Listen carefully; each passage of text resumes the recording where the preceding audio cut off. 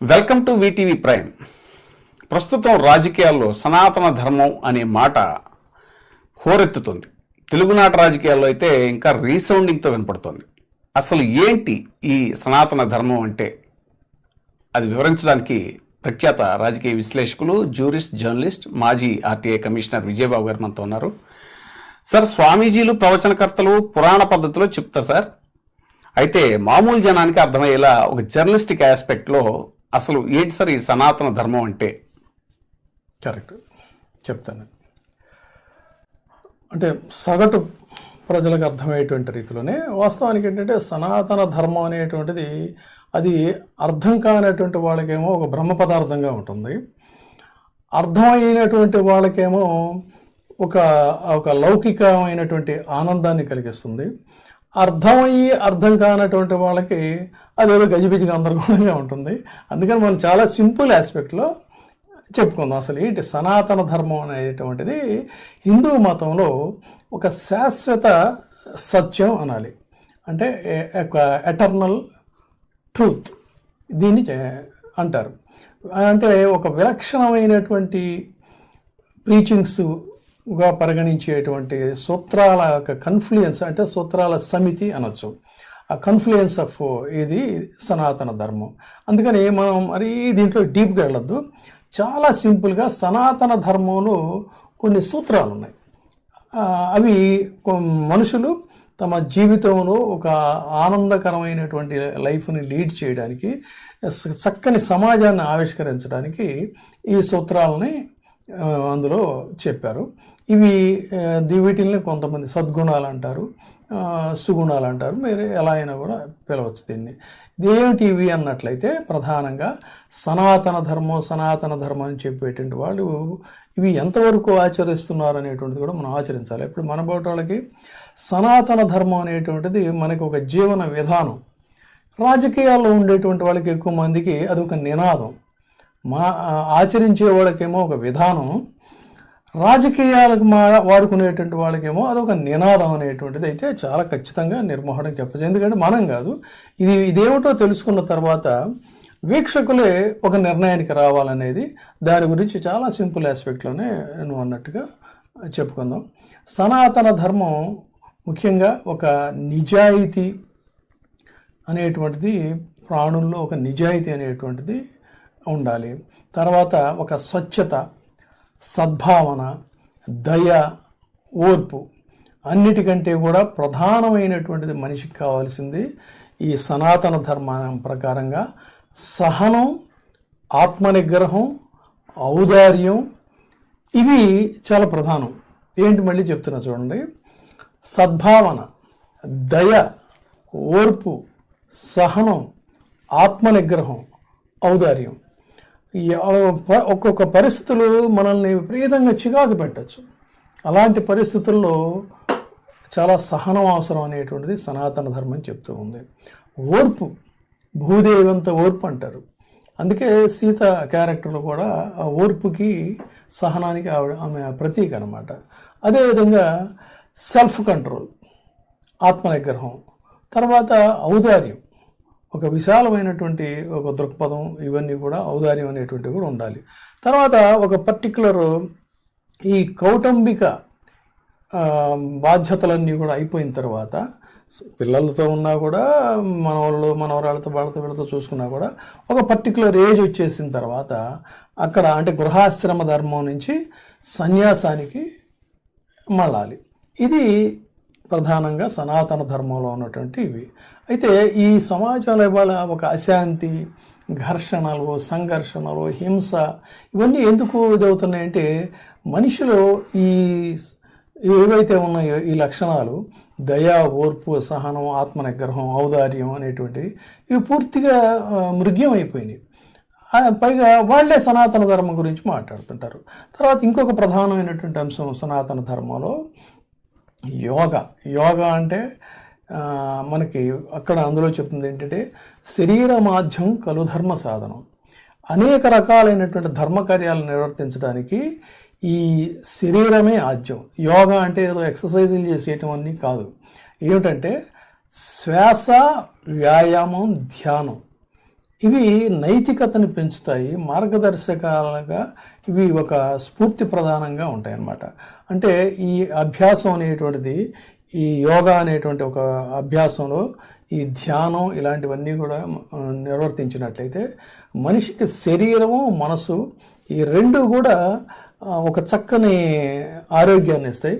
అంతేకాదు ఈ సనాతన ధర్మంలో ఇంకో ప్రధానమైన అంశం ఉంది, చెప్తుంది. చాలా ముఖ్యంగా ప్రతి ఒక్కళ్ళు కూడా ఏ ఫీల్డ్లో ఉన్నటువంటి వాళ్ళైనా గ్రహించాల్సింది ఏంటంటే, ఎందుకు ఈ సమాజంలో ఇంత కాన్ఫ్లిక్ట్స్, ఈ చిరాకు, ఎదుటివాడి మీద ఒక రకమైనటువంటి కసి, ద్వేషం ఎందుకంటే ఈ సనాతన ధర్మంలో ప్రధానంగా చెప్పేది ఏంటంటే, యథాచిత్తం తథా వాక్చ తథా క్రియ చిత్తే వాచి క్రియాణం సాధూనాం ఏకరూపత.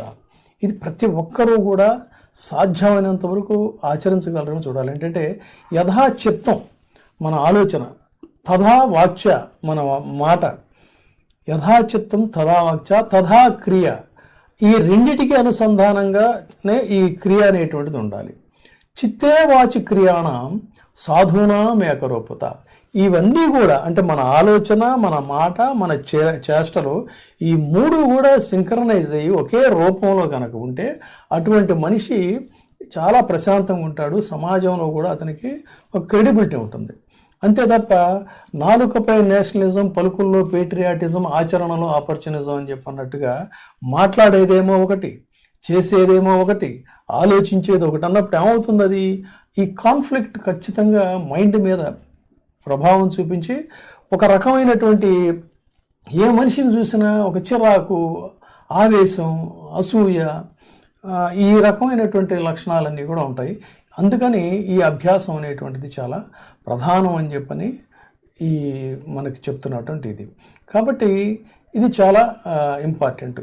ఎదుటి వాళ్ళ పట్ల గౌరవంతోనో కరుణతోనో, వాళ్ళు ఏదైనా పొరపాటు చేస్తే వాళ్ళని క్షమించగలిగినటువంటి ఒక విశాలమైనటువంటి దృక్పథం కానీ ఇవన్నీ కూడా ఉండాలి. ఇది శరీరమాధ్యం కలు ధర్మ సాధనం. అంటే సనాతన ధర్మంలో ఈ బాడీ, మైండ్ ఈ రెండు కూడా ఖచ్చితంగా సింక్రనైజ్ అయితేనే మనిషి ఆరోగ్యంగాను, ఒక బ్యాలెన్స్ ఆఫ్ మైండ్ అంటారు, ఆ బ్యాలెన్స్ ఆఫ్ మైండ్ అనేటువంటిది ఉంటుంది. ఇది ఇక్కడ మనం గమనించాలి. తర్వాత మరొక ముఖ్యమైనటువంటి అంశం ఏంటంటే, ఒక పరిపూర్ణత్వం కలిగి ఉండాలి. అంటే మనం ఏదైనా ఒక ఆర్గనైజేషన్కో, లేకపోతే ఒక స్కూల్ టీచర్ కావచ్చు, ఒక వ్యాపార సంస్థ అధినేత కావచ్చు, రాజకీయాల్లో కొంతమందికి నాయకత్వం వహించేటువంటి వాళ్ళు కావచ్చు, వాళ్ళు ఏంటంటే పరిపూర్ణమైనటువంటి ఒక వ్యక్తిత్వంతో వ్యవహరించాలి. ఇది సనాతన ధర్మం చెప్తున్నట్టు. ఎందుకంటే మనిషి జీవితమే అంత, అంటే మనిషి సున్నా నుంచి పుడతాడు. ఈ సున్నా అంటే గుండ్రంగా ఉండేటువంటి ఈ భూమిలోనే కలిసిపోతాడు. గర్భం గుండ్రంగా ఉంటుంది. ఆ గర్భంలో ఒక బిందువుగా మొదలయ్యి చివరికి అదే ఈ భూమిలో కలిసిపోతారు. కాబట్టి ఇదనమాట. అందుకనే మనకి ఇక్కడ ఈ సనాతన ధర్మం చెప్పేది ఏమిటంటే, ఓం పూర్ణమదః పూర్ణమిదం పూర్ణాత్ పూర్ణముదచ్యతే పూర్ణస్య పూర్ణమాదాయ పూర్ణమేవావశిష్యతే ఓం శాంతి శాంతి శాంతి అని చెప్తారు. ఈ పూర్ణత్వం యొక్క అది. అందుకనే అది సంపూర్ణమా పరిపూర్ణం అంటారా, ఏదైనా కూడా ఆ చైతన్యం అనేటువంటిది ఏంటంటే ఒక పరిపూర్ణంగా ఉండాలి. ఇవాళ ఏదో ఒక కార్యక్రమాన్ని మొదలు పెడతాం, దాని కంటిన్యూషన్ రేపు ఉండదు. ఇల్లు అంటే మళ్ళీ ఇంకో దాంట్లోకి షిఫ్ట్ అయిపోతాం. మనం గతంలో మనం ఏం మాట్లాడామో, ఏం చేసామో, దానికి దీనికి ఎక్కడ కూడా ఒక లింక్ ఉండదు. సో ఇలాంటి ఒక డిస్టర్బ్డ్ మైండ్ ఉంటుంది తప్ప ఇది కాదు. సో ఇది ఇక్కడ ప్రధానంగా అది. అంటే ఆ యాక్టివిటీ అనేటువంటిది ఉండదు. కానీ ఆ యాక్టివిటీ ఇది చేస్తే ఎలా ఉంటుందో, అది చేస్తే ఎలా ఉంటుందో అనేటువంటి ఒక కన్ఫ్యూజన్ స్టేట్ మనిషికి పనికిరాదు. నువ్వేది చేయాలనుకున్నావో నువ్వు అది చేసేసి, రిమైనింగ్ అన్నీ కూడా నాకు వదిలేసేయని చెప్పని భగవంతుడు చెప్తాడు. భగవద్గీతలో అదే ఉంటుంది. కర్మణ్యేవాధికారస్తే మా ఫలేషు కదాచన మా కర్మ ఫలహేతుర్భూహు మాతే సంగోప్య కర్మణి అని చెప్తున్నాడు. అంటే నువ్వు కర్మ చేయడానికి మాత్రమే నువ్వు ఉన్నావు. ఆ కర్మ ఫలానికి నువ్వు అధికారివి కాదు. వాటన్నిటినీ కూడా ఫలాపేక్షతో నువ్వేం చేయబాకు. పైకి ఏదో చెప్తూ లోపల ఒక ఇది, అది వదిలేసి నీకు అది మంచి పని అని చెప్పి నువ్వు ఎప్పుడైతే విశ్వసిస్తావో ఆ పని నువ్వు చేసేసి. ఇది సనాతన ధర్మం యొక్క ప్రధానమైనటువంటి ఇది. తర్వాత ఇక్కడే ఇంకొకటి కూడా చెప్తున్నారు. ఈ ఈ భూమి మీద జన్మించినందుకు నువ్వు కొన్ని సత్కార్యాలు చేసి వెళ్ళిపోవాలి. అంటే మనం ఇక్కడికి వచ్చాం, ఎందువల్ల వచ్చాం, మనకు ఏం మిగిల్చాం అనేటువంటిది ప్రధానమైనటువంటి అంశం. అందుకనే యద్యదాచరతి శ్రేష్ఠ తత్తదేవే కరో జనః సయత్ ప్రమాణం కురుతే లోకస్థ అనువర్తతే అని చెప్పని భగవద్గీత చెప్తుంది. యత్ ఆచరతి శ్రేష్ఠ, శ్రేష్ఠులు దేనినైతే ఆచరిస్తారో తత్ దానిని దేవే ఇతర జన, ఇతరులు కూడా దాన్ని ఫాలో అవుతారు. సయత్ ప్రమాణం కురుతే, ఏ స్టాండర్డ్స్ అయితే నువ్వు ఇవాల్వ్ చేస్తావో లోకస్థ అనువర్తతే, లోకులు దాన్ని ఆచరిస్తారు. ఇది ప్రధానంగా సనాతన ధర్మం యొక్క లక్షణం. నువ్వు చేసే మంచి పనులను ఇతరులు ఫాలో అవ్వాలి. నువ్వు చేసేటువంటి పనులన్నిటినీ కూడా ఒక రోల్ మోడల్గా తీసుకొని మిగతా వాళ్ళు కూడా అదే బాటలో వెళుతూ ఉంటే ఏమవుతుంది? మొత్తం సర్వభ్రష్టం, సర్వనాశనం అయిపోతుంది ఈ సమాజం.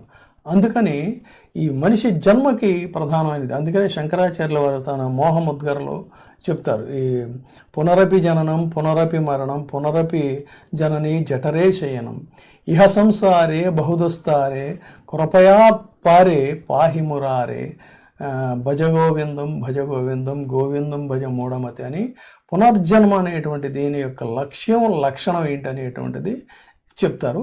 ఇది కూడా ఇందులో ఒక ప్రధానమైనటువంటి అంశంగా మనం భావించాలి. ఇది ఇక్కడ ఒక ఇంపార్టెంట్ థింగ్. అంటే మనసులో ఎలాంటి మలినాలు అనేటువంటివి, కల్మషాలు కానీ, ద్వేషం, అసూయ, అసహనం ఇలాంటివి ఏమీ లేకుండా చేయాల్సినటువంటి అవసరం ఉంది. ఉన్నప్పుడే అటువంటి వ్యక్తే జ్ఞాని అవుతాడు. అంటే బ్యాలెన్స్ ఆఫ్ మైండ్. జ్ఞాని అంటే మనం ఏదో పెద్ద మేధావులం ఏదో అయిపోవాల్సిన పని లేదు. ఈ సనాతన ధర్మంలో ఉన్న సూక్ష్మాన్ని ఆచరించి నువ్వు ఎంత స్థాయిలో చేయగలుగుతావు అంతవరకు చేయి. అది చెప్తున్నటువంటిది. అంతేగాని ఒక డిస్టర్బ్డ్ మైండ్, ఒక వాలటైల్ సిచ్యుయేషన్ ఏంటంటే నిలకడలేనటువంటి స్వభావం. నిన్న మాట్లాడిన దానికి ఇవాళ మాట్లాడిన దానికి కనెక్షన్ ఉండదు, ఇవాళ మాట్లాడిన దానికి రేపు చేసే పనికి కనెక్షన్ ఉండదు. సో ఇవన్నీ దేనివల్ల వస్తాయంటే ఇన్బ్యాలెన్స్ ఆఫ్ మైండ్ అనేటువంటిది చెప్తుంది. ఈ ఇన్బ్యాలెన్స్ ఆఫ్ మైండ్ ఎలా ఉంటుందంటే, అది గీతలో మళ్ళీ ఉంది. సనాతన ధర్మంలో ప్రధానంగా తెలుసుకోవాల్సినటువంటి అంశం ఏంటంటే, శ్రద్ధావాన్ లభతే జ్ఞానం తత్పరః సంయతేంద్రియ జ్ఞానం లబ్ధా పరాం శాంతి అచిరేణాతి గచ్చతి అని చెప్తారు. అంటే శ్రద్ధ, ఇంద్రియ నిగ్రహం ఉన్నటువంటి వాళ్ళు మాత్రమే జ్ఞానాన్ని పొందుతారు. కాబట్టి ఆ విధమైనటువంటి వాళ్ళే సమర్థులు అవుతారు. ఆ జ్ఞానం పొందిన వెంటనే సిసలైన జ్ఞానం అదే. ఎలాంటి విలంబం కానీ, అస్థిరత కానీ, అంటే ఇన్బ్యాలెన్స్ ఆఫ్, అంటే వాలటైల్ సిచ్యుయేషన్ అంటాం మనం దాన్ని. ఆ వాలటైల్ సిచ్యుయేషన్ అనేటువంటిది లేకుండా ఒక ఉత్కృష్టమైనటువంటి వ్యక్తిగా జీవితాన్ని కలుపుతాడు. ఇదే ఇందులో ఉన్నటువంటి సూక్ష్మం. ఇవి ఇక్కడ సనాతన ధర్మంలో ఉన్నటువంటి ప్రధాన లక్షణాలు, ప్రధాన సూత్రాలు. ప్రతి మనిషి, సగటు మనిషి కూడా అర్థం చేసుకుని ఆచరించవలసినటువంటి అంశాలు. దిస్ ఈజ్ కాల్డ్ సనాతన ధర్మ. బ్రహ్మం ఒకటే, పరబ్రహ్మం ఒకటే అని చెప్పని చెప్తారు. దాని గురించి అసలు పరబ్రహ్మ అంటే ఏమిటనేది ఇంకో సందర్భం వచ్చినప్పుడు ఇట్లాగే ఇదిగా మాట్లాడుకుందాం. కాబట్టి ఇక్కడ వేదాంతంలో పరబ్రహ్మం అనేటువంటిది ఇక్కడ చెప్పబడుతుంది. ఈ పరబ్రహ్మం ఇది ఇక్కడ గమనించాల్సినటువంటి అంశం. అంటే చాలా సింపుల్గా ఒక లైఫ్ స్టైల్ గురించి, ఒక డిసిప్లినరీ లైఫ్ స్టైల్ గురించి చెప్పేటువంటిదే సనాతన ధర్మం. జీవితంలో శ్రద్ధ, ఇంద్రియ నిగ్రహం, ఇంద్రియాలను కంట్రోల్ చేసుకోగలిగిన వాడు మాత్రమే, అంటే ఆ బ్యాలెన్స్ ఆఫ్ మైండ్ ఉన్నవాళ్ళు మాత్రమే సనాతన ధర్మానికి ప్రతినిధులు అని చెప్పుకోవడానికి అర్హులు అని సార్ చెప్పారు.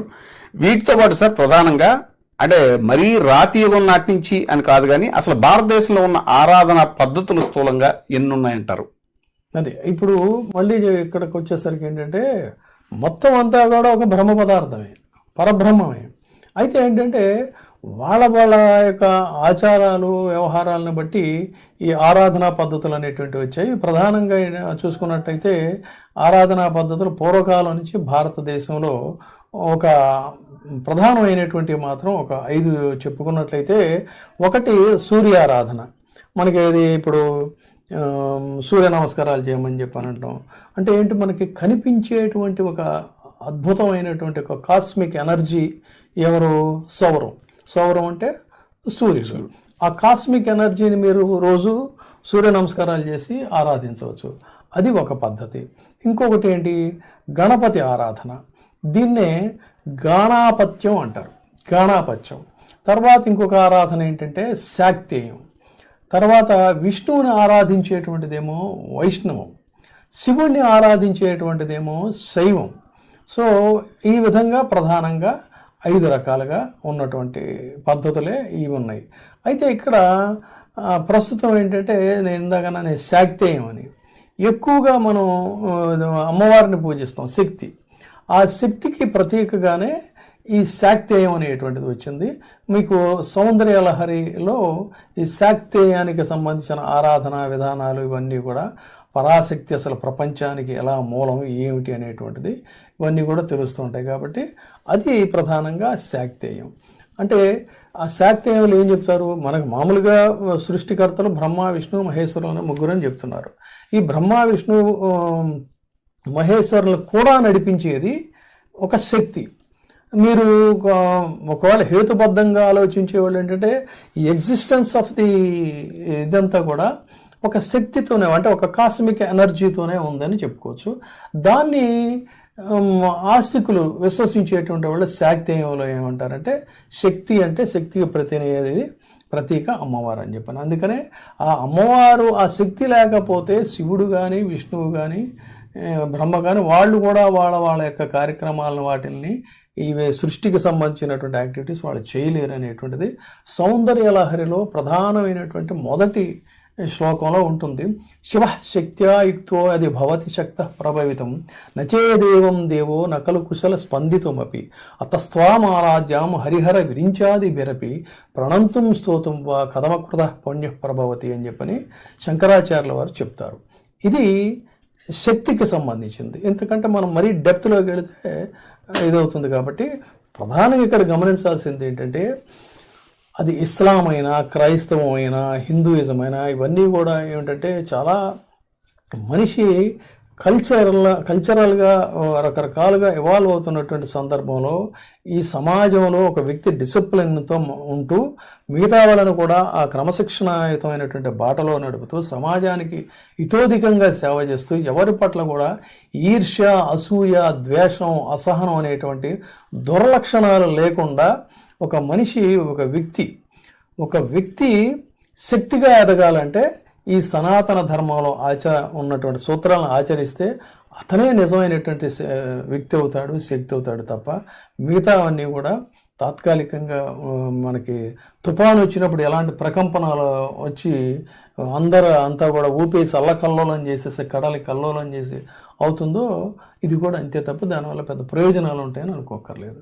ఇది ఇందులో సూక్ష్మంగా మనకి సనాతన ధర్మంలో ఉన్నటువంటి లక్షణాలు. సనాతన ధర్మం అంటే చాలా గొప్పగా చెప్పారు సార్. కానీ వీటిలో కనీసం 10% కూడా ఈ లక్షణాలు లేనటువంటి వాళ్ళు సనాతన ధర్మం గురించి ఇప్పుడు ఇతరులకి పెద్ద పెద్ద వార్నింగ్లు ఇస్తున్నారండి.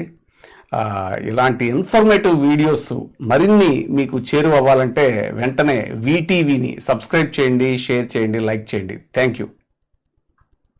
ఇప్పుడే సబ్స్క్రైబ్ చేయండి, లైక్ చేయండి, షేర్ చేయండి. వీటీవీ ప్రైమ్, మీ ఉత్తమాభిరుచుల సమ్మేళనం.